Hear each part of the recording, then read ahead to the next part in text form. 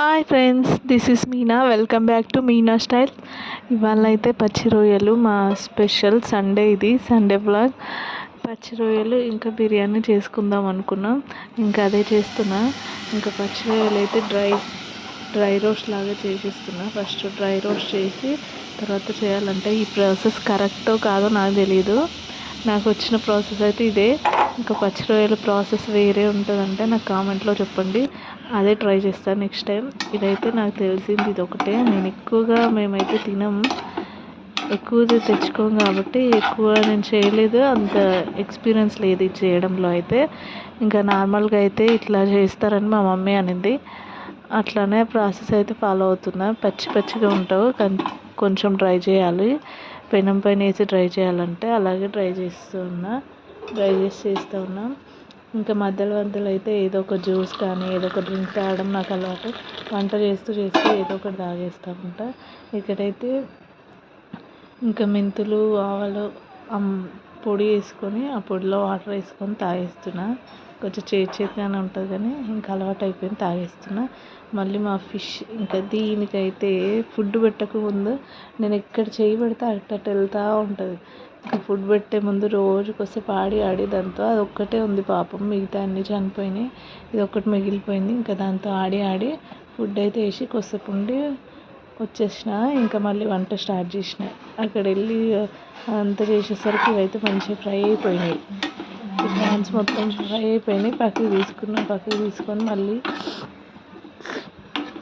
Curry చేయడం ఇదంతా process. ఇంకా ఇవి ఇక్కడ పెట్టేసి మామూలుగా ఆనియన్స్, కాజు, ఇంకా టమాటా, కొంచెం పుదీనా ఇవన్నీ కలిపి మిక్సీ బట్టి పేస్ట్ పక్కన పెట్టుకున్నా. ఇవైతే డ్రై రోస్ట్ చేస్తున్నా కదా, దాంట్లో వాటర్ ఇలాగ వస్తుంది, ఆ వాటర్ అంతా పడేసేయాలి, అది నీసు వాసన ఉంటుంది అని చెప్పింది మా మమ్మీ. ఇంకా అందుకే అది పడేసి ఇక్కడ బిర్యానీకి అయితే బౌల్ పెట్టేసి బిర్యానీ మసాలా, ఇంకా సాజీరా, బిర్యానీ ఆకు, ఇలాచి, లవంగం అన్నీ దంచి వేస్తారు కానీ నాకు ఎందుకో ఇట్లా పోపులో వేస్తే నాకు నచ్చుతుంది. దంచడం అంటే సగం రైస్ ఉడికే వరకు ఆగి, రైస్ ఉడికిన తర్వాత దాంట్లో దంచిన మసాలా వేయడం, అదంతా ఎంతో నాకు మర్చిపోతానేమో ఎందుకులే అని ఇట్లానే వేసేస్తాను. మళ్ళీ అది పౌడర్ అయితే చిన్న అయిపోతుంది, పిల్లలకు కూడా ఘాట్లాగా వస్తుంది, అది మధ్యలో అన్నం మధ్యలో వస్తే. అందుకే ఇంకా నేను అట్లా మానేసి ఇట్లానే అలవాటు అయిపోయింది, నేను ఇలాగే చేస్తాను. ఇంకా బిర్యానీ అయితే పోపు అయితే పెట్టేసిన. ఇక్కడ పుదీనా, కరివేపాకు అన్నీ వేసి పోపు పెట్టేసి నేను 1.5 రైస్ అయితే తీసుకున్నాను. 1.5 రైస్కి 3 గ్లాసెస్ వాటర్ పోసిన. వాటర్ చాలా బాగా మసులుతున్నాయి. ఇంకా వెళ్ళి రైస్ వేసేసి మళ్ళీ ఇవి డ్రై రోస్ట్ చేసి పెట్టుకున్నాను కదా ప్రాన్స్, వీటికి మళ్ళీ కర్రీకి స్టార్ట్ చేసిన. ఈలోపు నేను పేస్ట్ పట్టేసిన. ఇంకా ఆయిల్ వేసి కొంచెం బిర్యానీ ఆకు, ఇది బాగా నీసు వాసన ఉంటుంది కాబట్టి బిర్యానీ ఆకు వేస్తే కొంచెం దాని ఫ్లేవర్ తెలియకుండా మసాలా ఫ్లేవర్ వస్తుంది కాబట్టి బిర్యానీ ఆకు వేసాను.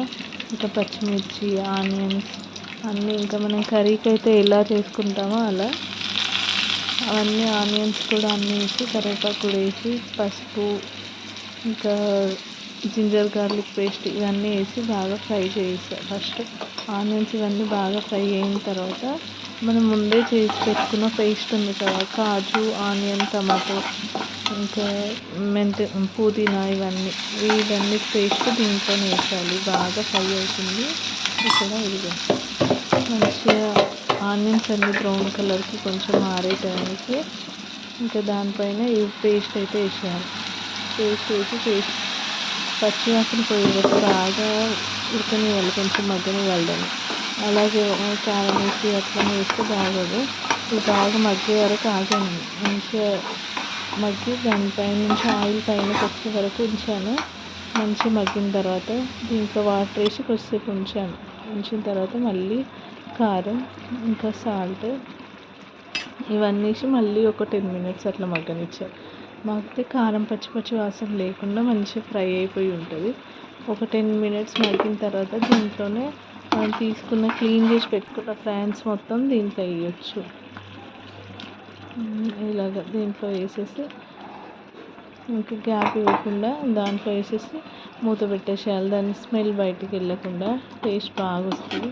ఇంకొకసారి మొత్తం గ్రేవీలో ఈ ముక్కలన్నీ కలుపుకొని 10 మినిట్స్ అయితే పడుతుంది ఉడకడానికి. కొంచెం గట్టిగానే ఉంటాయి, చూస్తే ఈజీగా అనిపిస్తుంది కానీ 10-12 మినిట్స్ అయితే పట్టింది నాకు ఇది మొత్తం బాయిల్ అయ్యి మంచి పీస్ మామూలుగా కట్ చేస్తే మనకు మంచిగా వచ్చేటట్టు అయితే.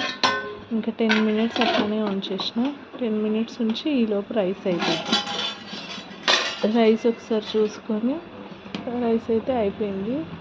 పొడి పొడిగా మంచిగా అయింది రైస్. బిర్యానీ రైస్ పెట్టాను, రైస్ అయిపోయింది. ఈ రైస్ కలిపి పక్కన పెట్టేసరికి కూర చూడండి ఎంత బాగా వచ్చింది. ఆయిల్ మంచి పైనకి వచ్చి కూర మంచి గ్రేవీ కర్రీ కూడా మంచి కన్సిస్టెన్సీ వచ్చింది. సూపర్ టేస్ట్ కూడా బాగా అయింది.